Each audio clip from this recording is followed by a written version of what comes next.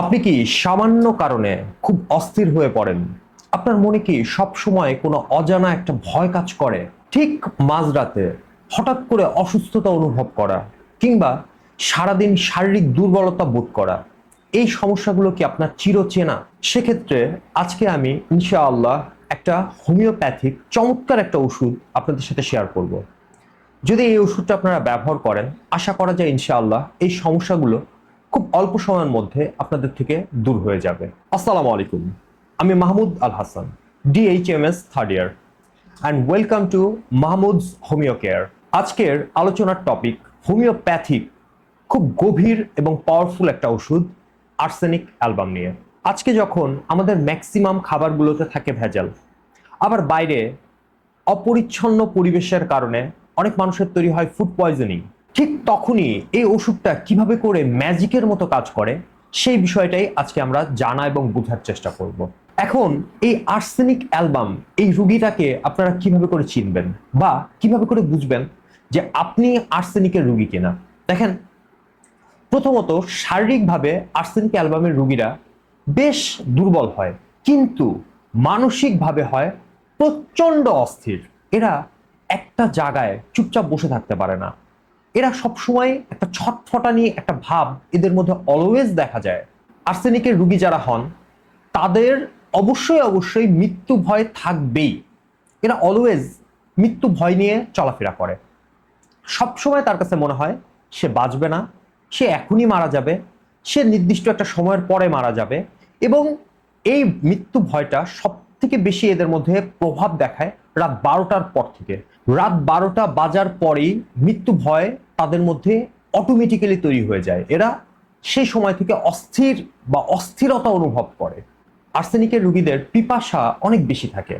এরা বারবারই পানি চায়, কিছুক্ষণ পরপরই এদের পিপাসা পায়, গলা শুকায় যায়, বারবার পানি চায়। কিন্তু এরা একবারে অনেক বেশি পরিমাণে পানি খাইতে পারে না, অল্প অল্প করে পানি খায়, কিন্তু কিছুক্ষণ পর পর বারবার এরা পানি চায়।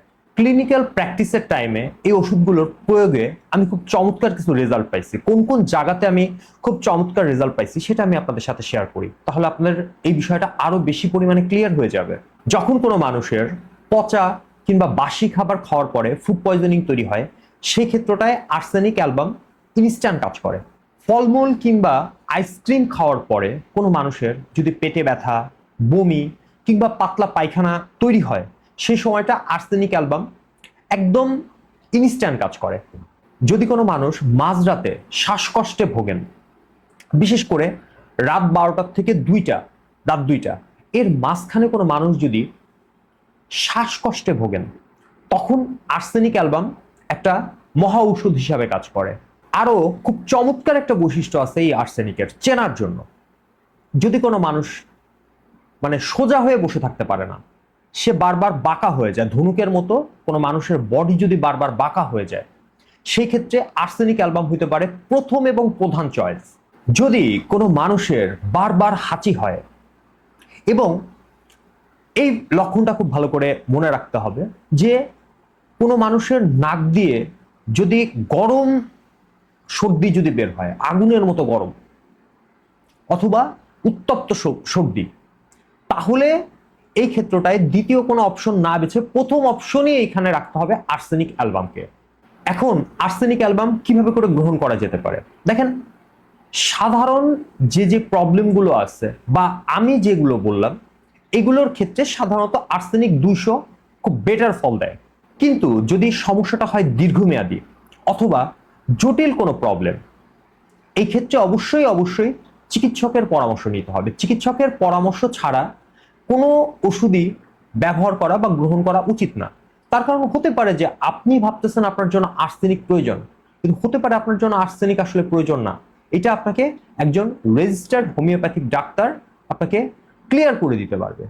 স্বাস্থ্য সচেতনতামূলক এই ধরনের আরো ভিডিও পেতে মাহমুদস হোমিও কেয়ার চ্যানেলটিকে সাবস্ক্রাইব করে রাখুন। সুস্থ থাকুন, হোমিওপ্যাথির সাথে থাকুন। আল্লাহ হাফেজ। আসসালামু আলাইকুম ওয়া রাহমাতুল্লাহি ওয়া বারাকাতুহু।